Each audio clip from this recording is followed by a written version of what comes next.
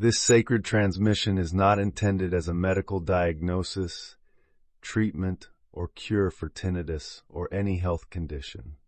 It offers a spiritual and energetic perspective rooted in ancient yogic teachings and personal inner exploration. Please consult a qualified healthcare provider for medical concerns. These teachings are shared in the spirit of awakening, not as a substitute for professional care. The ringing that leads to silence. Tinnitus as a gateway to energetic awakening. Opening transmission. Have you ever paused to wonder if the ringing in your ears, that high, constant tone that never seems to fade, might not be a problem, but a signal, a resonance beyond this world, a current of energy that doesn't come from the outer ear, but from the spine, the soul, and silence itself? Tinnitus. It haunts many, a high-pitched hiss or buzz that no one else can hear. It can make stillness feel impossible. But what if it's pointing to stillness in a way words never could? What if your nervous system is already awakening, but not yet aligned? In this sacred transmission, we enter the forgotten esoteric mechanics of tinnitus, the energetic origins, the pathways it stirs open, and the ancient methods that can help you transmute this sound into the very gateway of inner silence itself. One, not a defect, but a doorway. Let us begin by undoing the fear. Modern medicine often explains tinnitus as a disorder, an inner ear dysfunction, neurological error, or sound trauma residue. And while these physical causes exist, they only describe the surface.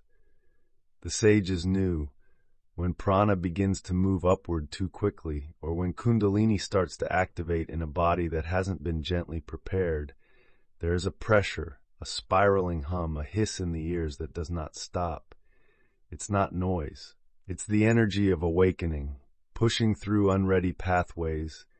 Tinnitus is often the subtle body's response to blocked ascension currents, where prana, life force, is trying to rise into stillness but meets resistance in the upper spine, jaw tension, occipital ridge, or crown. In ancient yogic anatomy, this sound was a known marker of the nada, the inner sound current that begins to stir once outer silence deepens. But when the body is unprepared, this current doesn't flow, it pressurizes and becomes what we now call tinnitus. 2. The energetic mechanics behind the ringing. The human body is not just tissue and fluid, it is frequency, and every sound you perceive is shaped by the subtle geometry of your inner channels.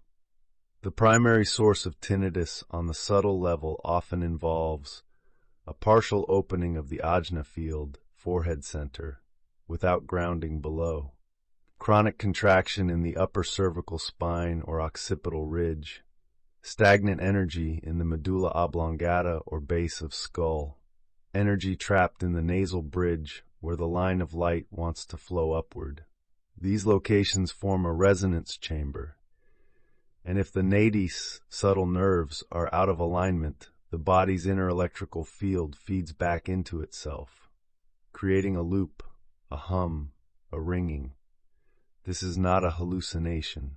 It is not delusion. It is a real phenomenon of your energetic anatomy, telling you that something is trying to open, but your system does not yet know how to listen. 3. Why the ringing feels so distressing. The core suffering of tinnitus isn't just the sound, it's the involuntary nature of it, the lack of control, the helplessness. But here's what you must remember.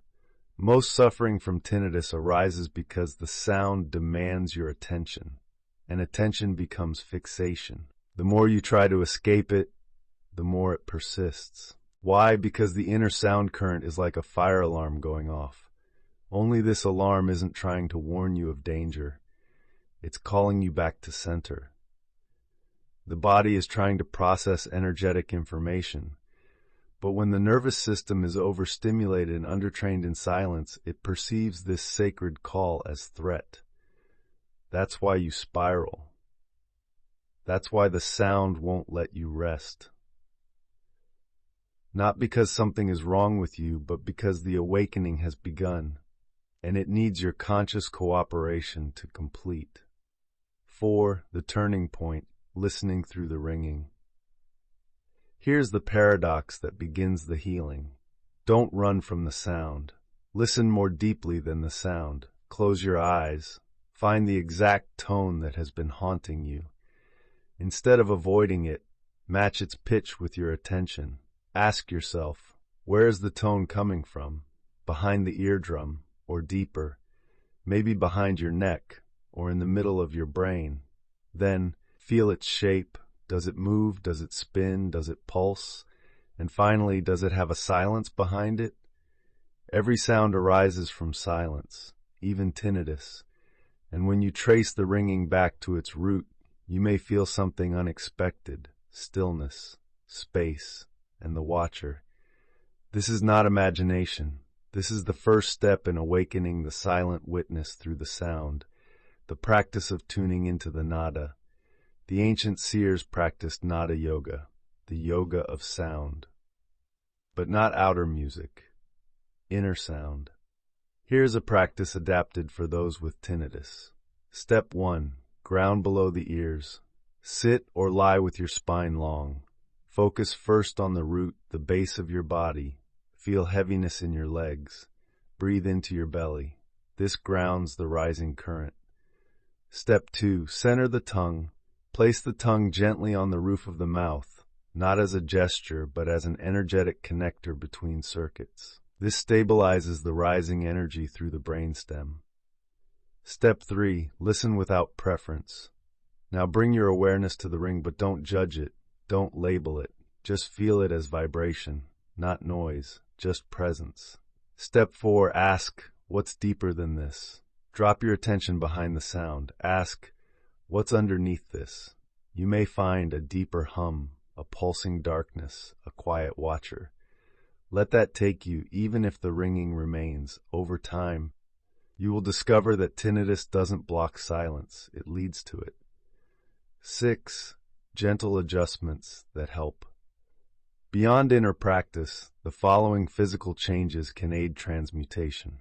Neck decompression, sleeping on a low pillow or towel roll, releasing jaw tension through gentle yawning or soft humming.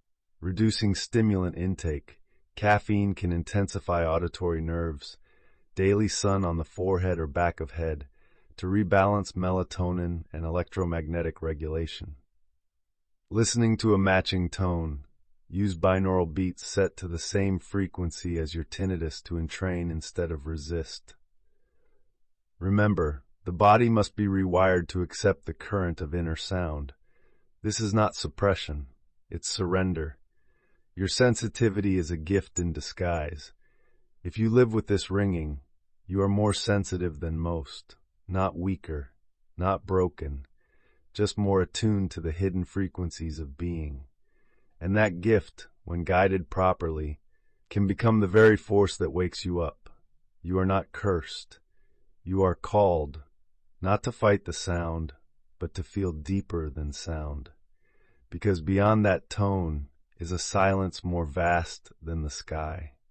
Mystical reflection. You came here for peace, and yet the silence eludes you. Not because you're broken, but because you're being shown the gateway through your own perception. The ringing is not an obstacle, it is the doorway. And when you learn to listen, not with fear, but with stillness, you will walk through that door into the deeper stillness that waits beyond all sound. May you no longer resist the ringing, but listen through it, and find the infinite waiting behind every pulse.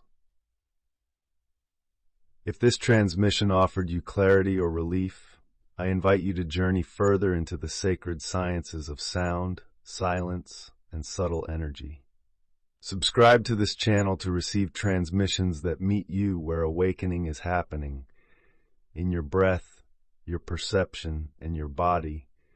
And if you wish to go deeper into personal healing, mantra transmission, or subtle body recalibration, you are welcome to explore the guidance offerings linked below. Thank you for listening with presence. Next episode preview.